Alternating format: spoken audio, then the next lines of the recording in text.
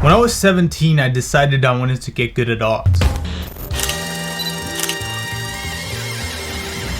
2.5 years of self-study, struggles and burnouts later, and I'm still kind of bad, I ain't gonna lie. But during that time, I learned a lot of valuable lessons, and that's because I made 5 crucial mistakes, the last of which I wish I knew a lot sooner. Okay, so number 1, I was obsessed with drawing from imagination. Watching people like Kim Jong-gi, Psychro and Cynics talk about drawing from imagination and actually doing it, at that time I thought that was the pinnacle of art, being able to create things purely from imagination. But what I didn't realize at the time is drawing from imagination is actually the wrong term. It's not accurate or clear in the sense that people who are drawing from imagination aren't actually drawing from their imagination, they're drawing from their memory. Now there's 2 sides of the visual memory or the visual library. That's soft visual library. Everyone has the soft visual library. Things in your brain that you think you know what they look like, but if you go to draw those things, you'll struggle. You think you know what a dog looks like, but once you go ahead and try to draw a dog, you come to something that maybe resembles a dog, but it's not accurate. When you can draw something from your imagination, you've studied it, you've analyzed it, and you know specifics about the subject matter, that's when you can say that that subject matter is in your hard visual library. Remember at the time when I used to draw from imagination, I used to literally take out my sketchbook and try to draw everything from imagination, as in I thought looking at reference was like a sin. Looking at reference, that's not real art, bro. Come on, bro, that's not real art. You gotta do it from memory like Kim Jong-gi, fam. I didn't have knowledge in my brain, so how would I refine that? You know what I'm saying? For the first like 6 months of your drawing practice, don't even try to draw from imagination, man. I think it just makes you stagnant and you hate yourself. Mistake number 2 was drawing too fast. This is similar to mistake number 1, where I used to watch professional artists draw and they always had a sense of speed. They had rhythm and they used to draw really fast. And I thought this is how it was done, you know. You don't need to think when you speak. Well, most people, I don't think most people think when they speak, but you know, it comes naturally. You're fluent at the language that you speak. As such, I viewed drawing with a similar perspective. I thought you would just be able to open the page and you should just draw like you speak. However, because drawing is it's a visual language, right? Art is a visual language. You need to learn the grammar, you need to learn the foundations, you need to learn perspective, anatomy, volume, composition, science of light and shadow. And to be able to do that, you need to first do everything very slowly and with a lot of thought. I want to use an analogy here, right? Like when you're training something like boxing, there's a jab, left, and then hook, right?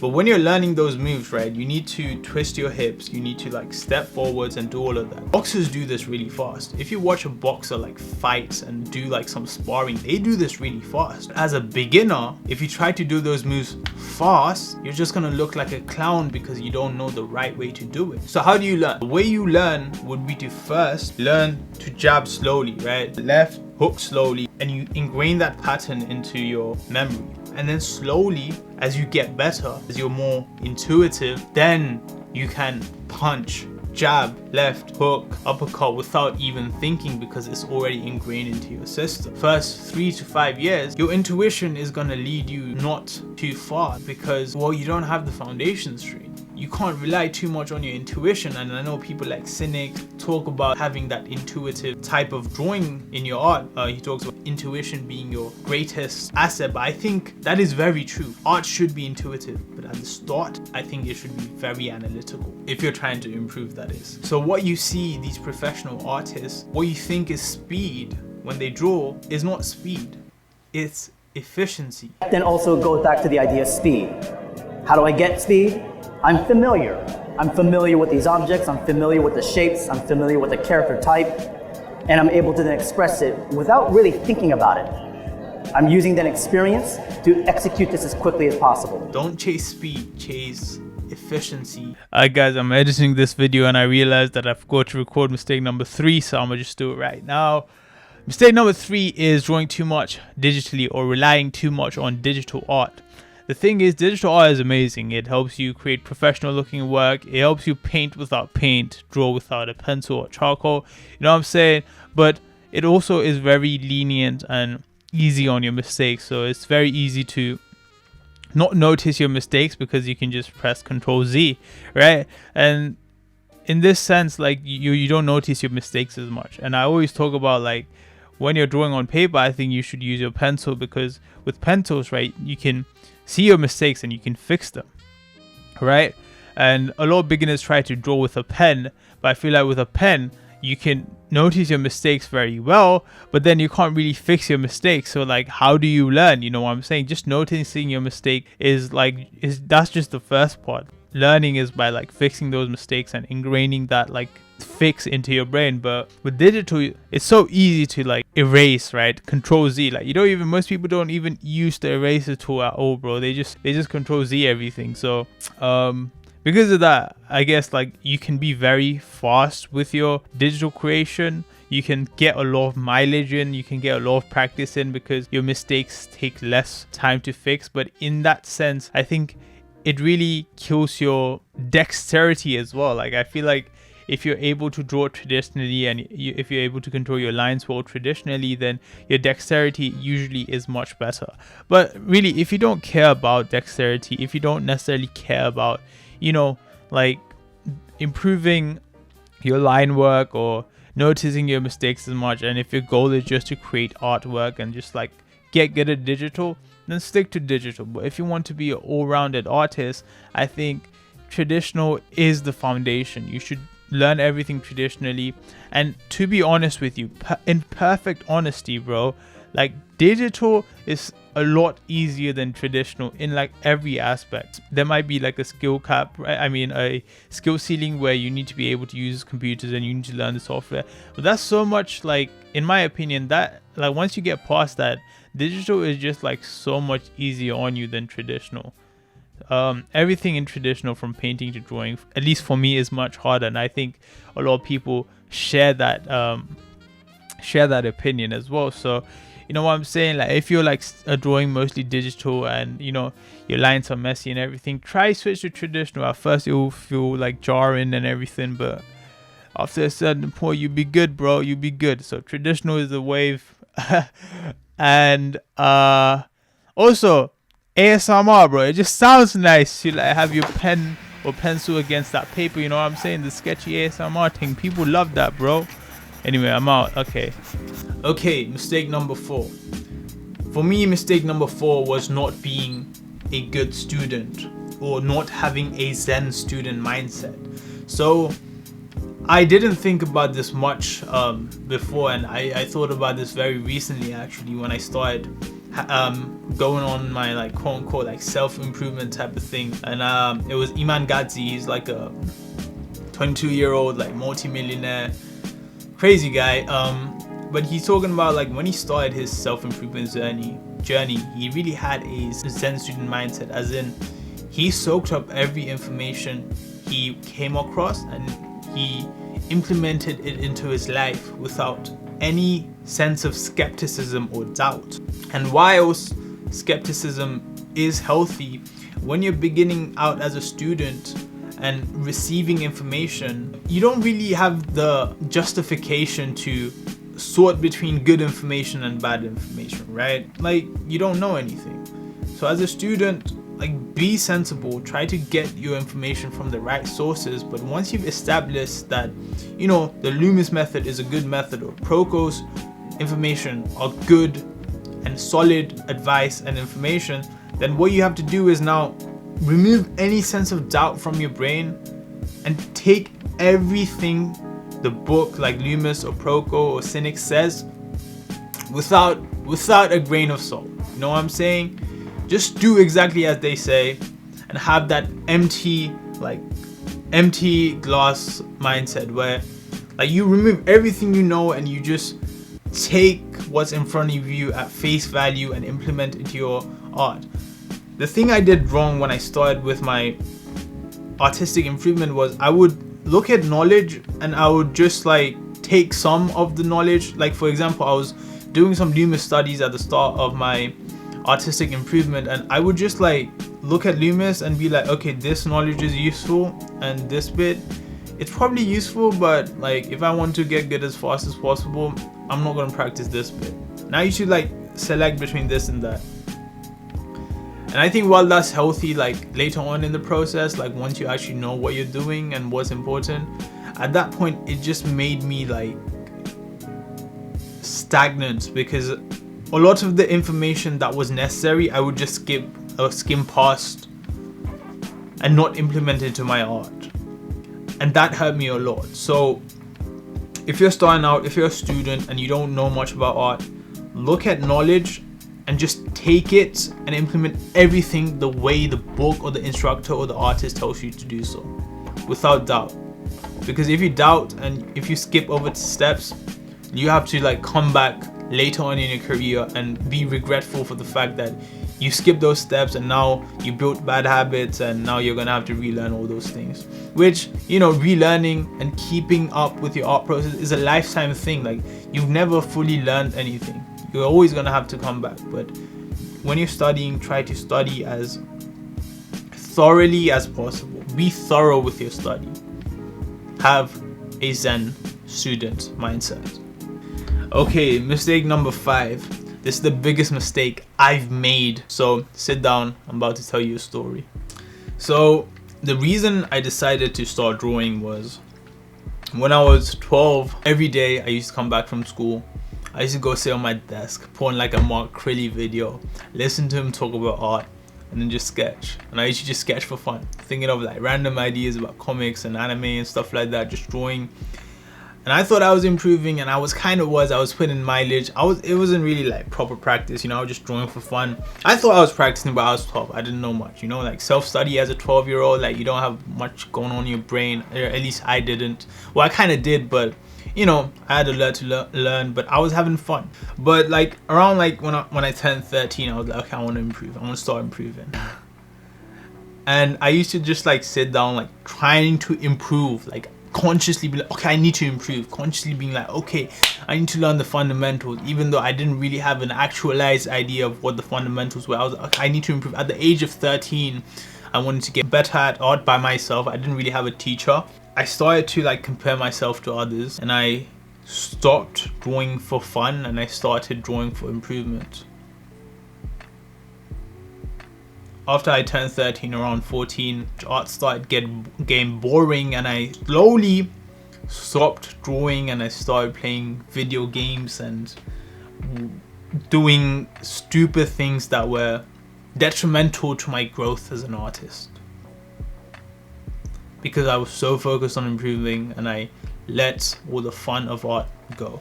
I had that mindset, and it led me to burnout, and I stopped drawing for about 4 years. 3-4 years I stopped drawing. So around when I turned 17, that was when I needed to start picking a career. I was 17. Everyone was like applying to university, and I always had a mindset of, man, I really didn't want to go for the traditional path. Maybe it was this ideology in my mind that I didn't want to go the traditional path was really romanticized by the people I looked up to, you know, like all the artists and the role models that I looked up to. They all had their individualistic idea, and I had very big ambitions. I knew I had ambition, but the ambitions weren't clear and they weren't articulated at the time. On holiday, I went to Nepal, and Nepal is like an amazing, beautiful place. I saw my like memories and nostalgia and like family members, and at that time I decided, man, life is short. Life is a game. I should do what I want with my life. I should get back into art.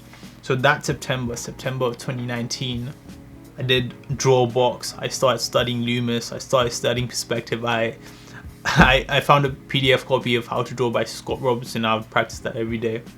And during that time, I improved my perspective a lot. But what I didn't realize was I wasn't having much fun with art. I was still having fun. There was too much emphasis on improvement. Too much emphasis on the fundamentals. And not enough emphasis on having fun with art. Creating for the sake of fun in creation. And eventually what that led to was a 5-month period of steady improvement, followed by the 2019 pandemic, which led to a break in routine, which led to burnout. I remember this was during the lockdown where I would draw for 2 weeks at intensity, and then for like 3 weeks I wouldn't even have the strength to put pencil to paper. And I feel like if I was to just like have had a little bit of time just set aside to draw for just fun, I would have done so much more. I would have been so much more consistent. And I it's another regret of mine in life, you know what I'm saying? It's just another regret in a series of regrets to come in my lifetime. But it's a guy called Mikey. I forget his surname, but he's the Brazilian Jiu-Jitsu champion, right? And he's this nice, lovable guy, and he's been practicing Brazilian Jiu-Jitsu since he was about 4 years old. Same age Kim Jong-gi started drawing, but now he's 25, right? And he portrays Brazilian Jiu-Jitsu not as this like disciplinary, sit down, get to work, mindset, but instead as a fun thing. I heard you drill sometimes 12 hours a day. Yeah, sometimes I'll end up drilling like all day. You know, if I'm studying a move or a position and I want to find an answer for it, like sometimes it takes a long time, you know, and the puzzle of it is what makes me so interested in jiu-jitsu. You train with hobbyists? Hobbyist only. So meaning just people that are friends? Just people that do jiu-jitsu as like fun. For like fun. Like they get out of work and they train for fun. So you haven't been going to a formal school? I would represent big teams, but 100% of my training would just be with hobbyists because I like their energy better than competitors. Really? So if you train with a competitor, they have the vibe of like a 9-to-5 job.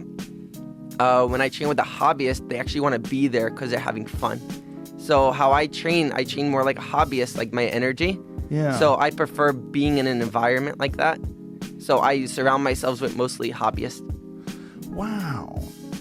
I would imagine there's some sort of negative to that, in that you're not being pressured by elite grapplers. Wow. So no major gym where you go there and that's incredible. And I think it's really that, trying to find the fun in even like improving in art. I thought of like the improvement phase of art as like this like constant struggle to learn new knowledge, but now I think of it as like a puzzle. You know, I'm like every study I do is like a puzzle to solve, and I just take my time and just appreciate like having fun solving the puzzle. And on another episode of Joe Rogan, he talks to a guy called Farah Jahav. What was his name? Joe Rogan. Yeah, he talks to Faraz Jahavi, and Faraz Jahavi talks about the concept of training, and training is a very important part of art, right? Like, you're gonna spend most of your time in art, if you want to get good at least, training at art. But if you're always going in for intensity, I'm gonna put a clip of him talking about the intensity. How is it possible to work out and not be sore? No problem. Beautiful. Okay, here we go. So let's say I make you do pull-ups, and let's say the maximum amount of pull-ups you can do. The maximum amount of pull-ups is 10. Let's keep a nice round number. At 11, you couldn't do 11. If I put a pointed a gun at you, you couldn't do 11. Should I make you do 10 pull-ups on our workout? No. I'm going to make you do 5. Why? Because I'm setting you up to work the next day. The next day we're going to do 5. And the next day we're going to do another 5. And then we're going to do 6. When 6 is really easy, we're going to do 7. Why? If you count, if you did 10 pull-ups on Monday, you're going to be sore till Thursday. Let's say it's really your max. So Thursday, you've only done 10 pull-ups. From Monday to Thursday, you've only done 10 pull-ups. Me, I've been doing 5 pull-ups every day.